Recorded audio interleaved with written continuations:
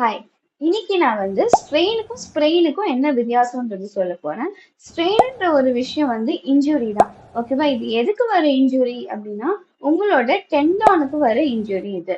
டெண்டான் எங்க இருக்குன்னா, உங்களோட போனையும் உங்களோட மசிலையும் கனெக்ட் பண்ற இடம் தான் டெண்டான் அப்படின்னு சொல்லுவோம். ஸோ இந்த வலி எதனால வருது இங்க அப்படின்னா, ஓவர் யூஸ் பண்ணா வரும், ஓவரா லோட் பண்ணா வரும், இல்லைன்னா சடனா ஒரு ஓவர்லோட் கொடுக்கும் போது வரும். இந்த மாதிரி ஒரு பெயின் வந்துச்சு உங்களுக்கு, வீட்டில் ரெஸ்ட் எடுத்து ஐஸ் பேக் அப்ளை பண்ணுங்க.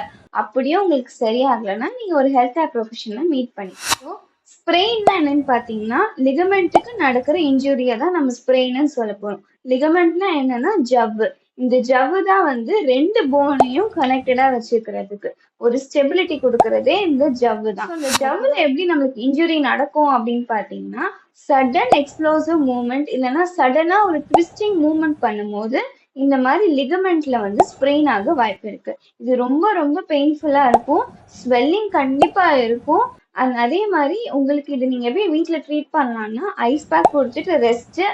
காலில் இப்போ ஸ்ப்ரெயின் ஆயிருக்கு அப்படின்னா நீங்க கண்டிப்பா அது வந்து ஒரு எலிவேட்டட் பொசிஷன்ல வைக்கணும். 2 3 பில்லோ பிளேஸ் பண்ணிட்டு அப்புறமா தான் உங்க காலை நீங்க வைக்கிற மாதிரி இருக்கும்.